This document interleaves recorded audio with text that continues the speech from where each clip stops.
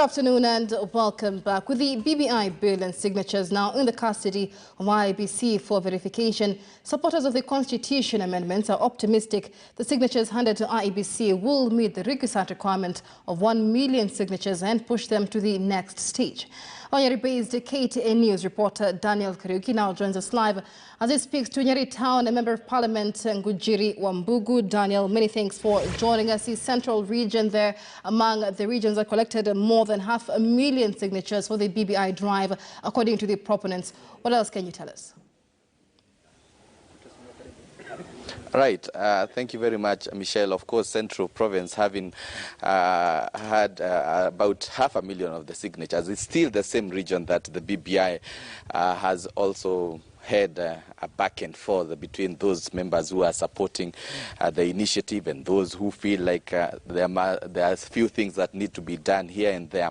And of course, I'm joined by Nyeri Town Member of Parliament Ngunjiri Wambugu to discuss further concerning the BBI and the signatures.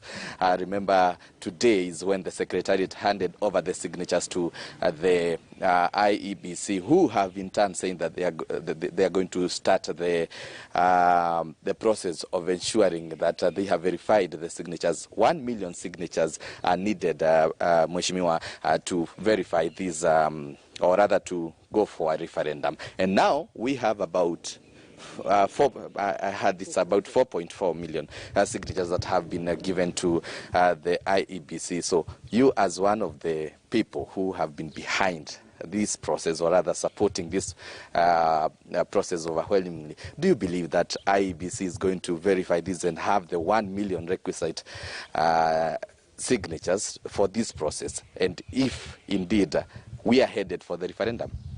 Thank you very much. And yes, this is a good day in terms of those of us who support BBI. Having a situation where these signatures have actually been now moved to the next step. You remember that 2 weeks ago we were talking about starting the process of signatures. We did not know we would actually be able to collect. We had a lot of faith that Kenyans supported the process, but this faith needed to actually become tangible. And we had 5.2 million signatures that came out. When the Secretariat went through its own internal verification, I guess they sorted out approximately 800,000, maybe found them to either be double registrations or something like that. So we have 4.4 million signatures that have been taken to IEBC, which is now the second step of this process. Unfortunately, sometimes when you listen to IEBC, when I listen to the chairman, you get the impression he's not sure he wants to do this referendum. And it's important for him to understand that he doesn't have a choice. He doesn't have a choice. He has to support the process of amendment. And I want to remind him and Kenyans that this is not the first time we have attempted to make a constitutional amendment. We had Okoa Kenya at some point, some time back. We then had Punguza Mzigo, and now we have this one. And I think, for example, Chebukati needs to appreciate that every Kenyan, not just the president and the former prime minister, every Kenyan has a right to introduce an amendment. And it is IEBC cannot become an obstacle or set conditions on how those amendments are done. If, for example, I as Ngunjiri decided I want an amendment on a particular aspect of the constitution, it requires a referendum. The law says I am supposed to create the bill or develop a bill, collect signatures to support that bill, take them to IEBC. IEBC has to verify those signatures, take them to the county assemblies. Once 24 assemblies pass that particular amendment, it goes to Parliament and goes to a referendum. The IEBC does not have the capacity to stop a referendum or to stop a process like this from happening. It's not a mandate. They can't wake up and say we can't do this. Their responsibility is to support the process, whoever it is who has brought the process on board. So they cannot, for example, I hear that there was a conversation about money. They cannot have a conversation about money because they're not the ones who fund themselves. If the country decides that it requires to go to a referendum, then Parliament, where we sit, is going to then sit and create and figure out where to get that money from, have it allocated. The executive has to find that money and make it available to IEBC. IEBC has to go and actually do the work that is required.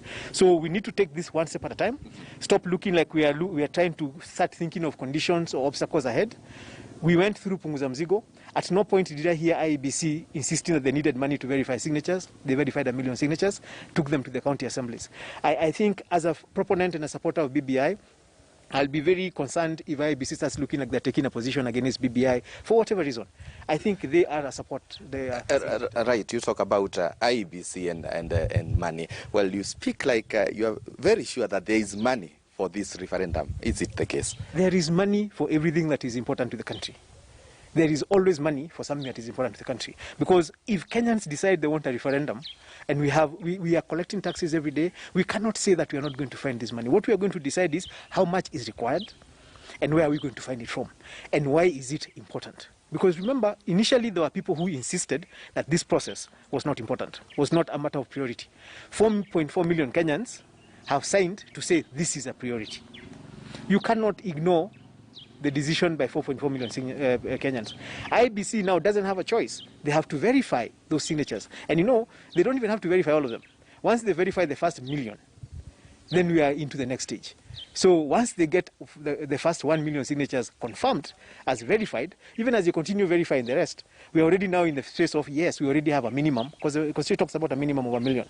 Once you have 1 million, then you now have to start moving the bill to the next stage of going to the county assemblies. Right. So when we talk about Mount Kenya region, is one of the regions that actually more signatures are from this region and the Rift Valley region. The two regions have seemed to be lukewarm on the BBI. Does it mean then these people, or rather the residents from this region, have now started embracing the BBI? First and foremost, I think the perception that the region has is lukewarm to BBI is false. Some leaders from the region, who are louder than most, have been against the BBI. That doesn't mean the region is against the BBI. And the signature collection is a very good exercise to show what I mean. There is a disconnect between the leadership, between part of the political leadership of the region and the people. So we have a lot of leaders, elected leaders. I know the leaders from Mount Kenya are like 70. So you have like 35 of them, or maybe 30 of them, who are on television, who are in public rallies across the country, saying that they do not support BBI. And then they assume that because they do not support BBI, it means the region doesn't support BBI. Those are just 35 people, and maybe their supporters, a few of their supporters who don't support BBI. The majority of Kenyans in Mount Kenya actually support BBI, and that has been shown by the signatures that were collected in the region. Right, let's go back to the matters to do with the funds concerning the referendum. We've for the last 3 days, we've seen medics have been on strike, and the political leaders have been on the spot concerning their push for the referendum, whereas there are some issues to do with medics that have not been sorted, especially to do with salaries.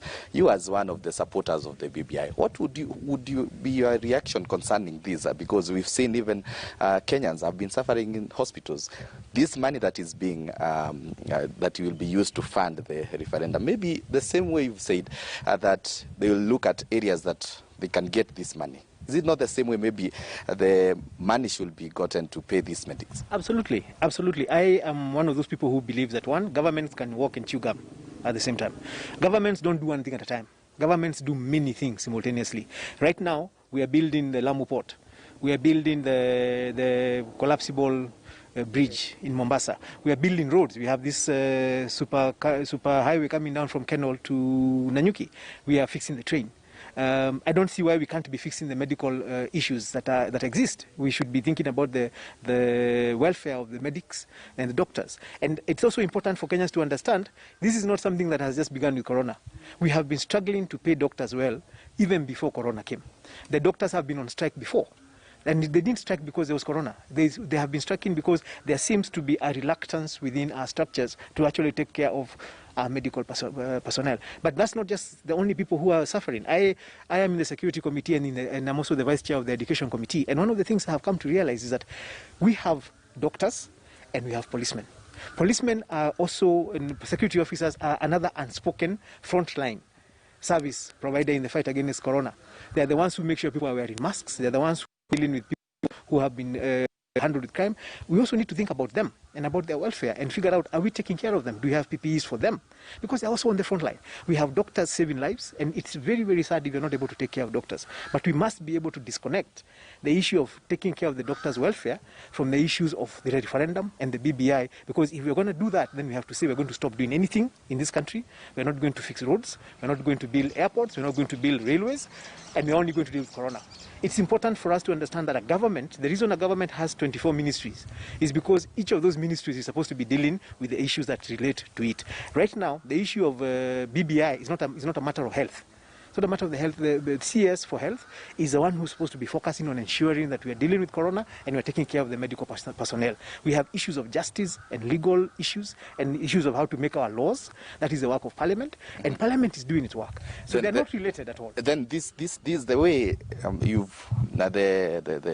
this process of referendum is being pushed.